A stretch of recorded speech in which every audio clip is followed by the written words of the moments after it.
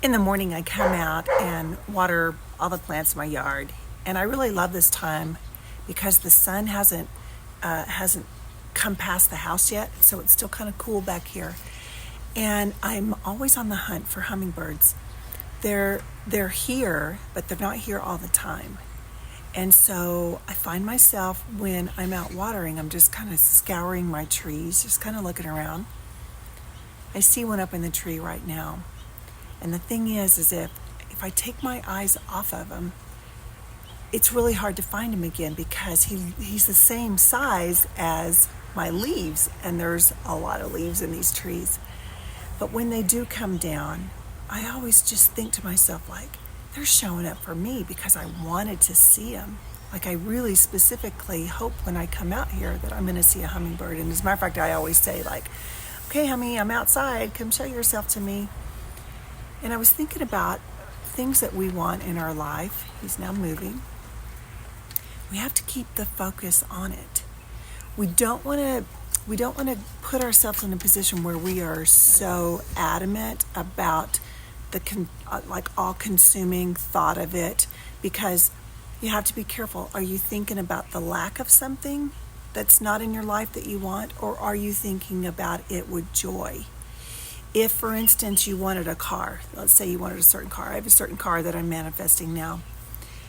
And I've been known to go to a dealer, get in the car, drive the car, know what it feels like, know what it looks like, know what my hands look like on the wheel. And I've been known to, when I drive the car that I'm driving now, to picture in my mind, this is the real car that I want. Or when I go out to my garage, I can see in my mind, like, that's the car that I want, right? And that brings me joy.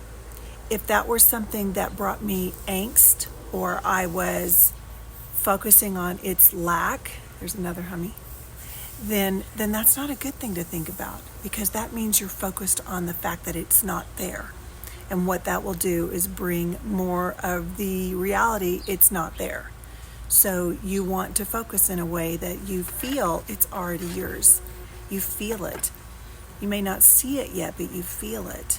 And just know that you are worthy of creating whatever you want. You're worthy of having whatever you want to be yours.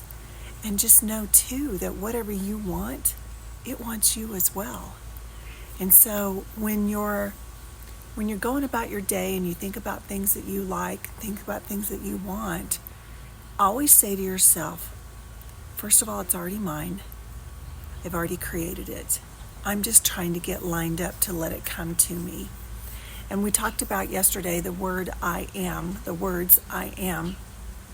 I being powerful, and am being the verb.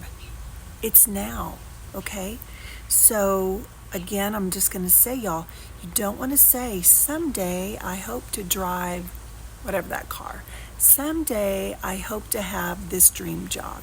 Someday, whatever it is, because you're putting that to a place that's never going to come to your reality because it's someday.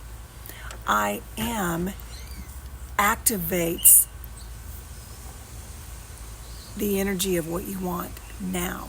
It gets the law of attraction moving. I am is a statement. It's a declaration. It's a promise. It's a you're saying it. You're believing it. You are claiming it. I am driving whatever the car is. I am whole and healthy. I am whatever that might be. There's another one. And so you have to train your thoughts to become a different dialogue. How you talk in your head, whether you have awareness that you're actually having conversation or not, we do it all the time. We can't help it. It's just how we think, right? When you're going about the grocery store and you're like, oh yeah, I forgot I need this. Okay, so you're always talking in your head. Make sure you're paying attention to how you're having those conversations. Are you in a place where you are speaking kindly? When you look in the mirror, when you look at yourself, do you find all the faults? Do you find all the things that you wish were different? And do you point those out? Or do you recognize that you're an awesome human being? You have so many wonderful traits and talents and love and worthiness. It's okay. I know during cancer, I spoke to everything that was healthy in my body. I didn't dwell on the fact that I had cancer cells and where the cancer was. I spoke to all the things that were good and that were working exactly the way they should be. And I spoke to every cell at every second I was creating that was perfect and whole and healthy and knew exactly what to do. It's the same way when we look at ourselves and we have things that we want to change, particularly women when you're thinking about losing weight. You have to love yourself the way you are. You don't have to love the weight. You have to love yourself the way you are.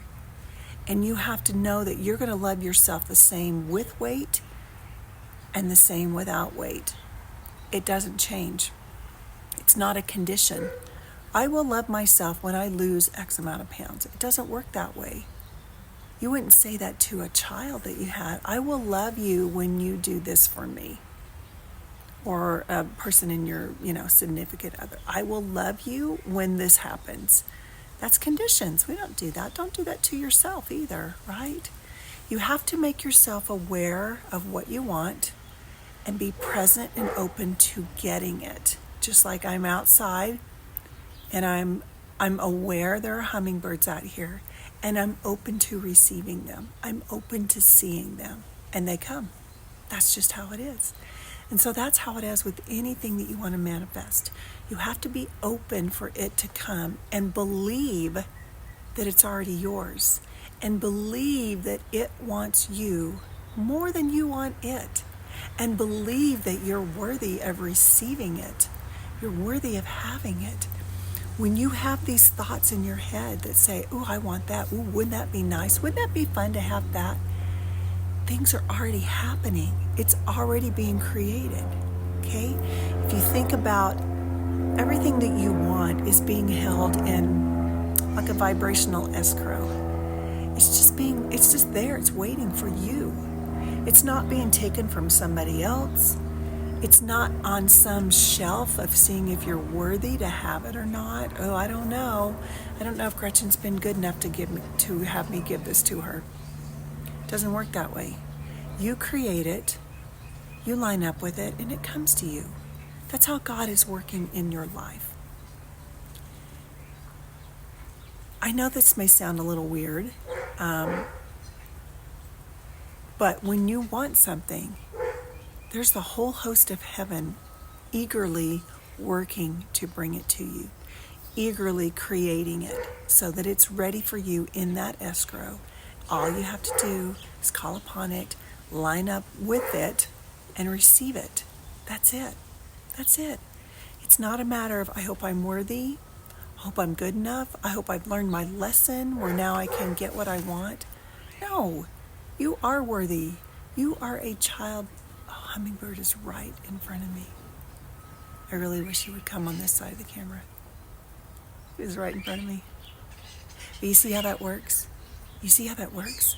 I was actually focusing on talking with you. I wasn't beating the drum of please show up, please show up. And he just showed up. That's how it works. Find yourself today focusing on what you want and be excited that it's already yours and look for synchronicities of how it's coming to you. Have a great day, everybody. I'll see you next time.